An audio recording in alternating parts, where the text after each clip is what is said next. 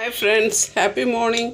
பாருங்கள், நான் மார்னிங் பிரேக்ஃபாஸ்ட்டுக்கு லஞ்ச் பாக்ஸுக்கு ஒரு ஈஸியான இல்லை ஹெல்த்தியான ஒரு டிஷ் இது. பாருங்கள், ரொம்ப குயிக்காக செஞ்சிடலாம். நான் எண்ணெய் ஊற்றியிருக்கேன், அதில் கொஞ்சம் சீரகம் போட்டிருக்கேன். அடுத்து கொஞ்சம் பொடியாக நறுக்கி வச்சுருக்கேன். வெங்காயம் ரொம்ப பொடியாக இருக்குது. பாருங்கள், இந்த வெங்காயம் போட்டுக்கிடுறேன். பாருங்கள் ஃப்ரெண்ட்ஸ், ரொம்ப பொடியாக நறுக்கி வச்சுருக்கேன். முட்டைக்கோஸ் போடுறேன். அடுத்து பாருங்கள் ஃப்ரெண்ட்ஸ், நம்மளுடைய வெங்காயம் கொஞ்சம் வதங்கிக்கிச்சு. இப்போ நம்ம பொடியாக அரிஞ்சு வச்சுருக்கேன் முட்டைக்கோஸ் போட்டுக்கிடலாம். கேபேஜ் போடலாம். பாருங்கள் ஃப்ரெண்ட்ஸ், நம்மளுடைய கேபேஜ் ரொம்ப பொடியாக அரிஞ்சு வச்சுருந்தேன். அதை போட்டுக்கிட்டேன். நீங்கள் பொடியாக அரியுது கத்தியில் அரிய முடியலனாக்கா நீங்கள் அந்த ஸ்க்ரப்பர் வச்சு நல்லா நைஸாக திருவி எடுத்தேன்.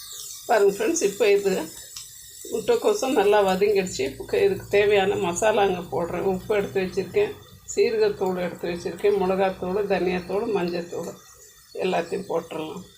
போட்டு கொஞ்சம் வதக்கி வச்சேன். பாருங்கள் ஃப்ரெண்ட்ஸ், இப்போ நம்ம முட்டைக்கோஸ் கொஞ்சம் வதங்கிடுச்சு. இப்போ நான் முட்டையை பீட் பண்ணி வச்சுருக்கேன். அதை இதில் ஊற்றிடுறேன். முட்டை கொஞ்சம் அதோடு மிக்ஸ் ஆகி வரட்டும்.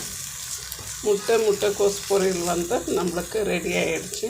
இது சப்பாத்தியோடு சாப்பிட்றதுக்கும் நல்லாயிருக்கும், சாதத்தோடு வச்சு சாப்பிட்றதுக்கும் நல்லாயிருக்கும்.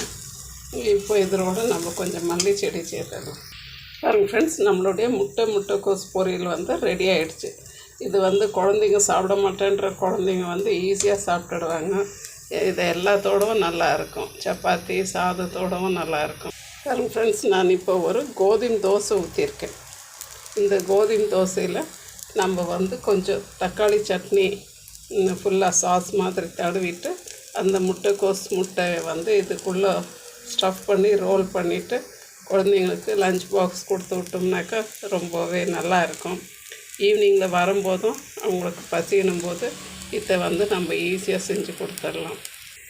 பாருங்கள் ஃப்ரெண்ட்ஸ், நம்மளுடைய கோதுமை தோசை ரெடி ஆகிடுச்சு. இதுக்கு மேலே நம்ம ஒரு தக்காளி சட்னி இதை ஃபுல்லாக இப்படி சுற்றி தடவி கொடுத்துட்டு இதுக்கு மேலே நம்ம அந்த முட்டைக்கோஸ் முட்டைக்கோஸ் பொரியலை வச்சு கொடுத்துடலாம்.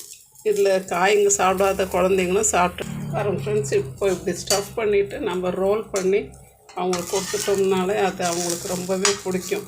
நீங்கள் தக்காளி சட்னி வைக்கலைனாக்கா அவங்களுக்கு சாஸ் கூட வச்சு கொடுத்துடலாம். குழந்தைங்களுக்கு பிடிச்சாப்புல செஞ்சு கொடுத்துக்கலாம் நம்ம. பாருங்கள் ஃப்ரெண்ட்ஸ், நம்மளுடைய ஸ்டஃப்டு தோசை ரெடி ஆகிடுச்சு.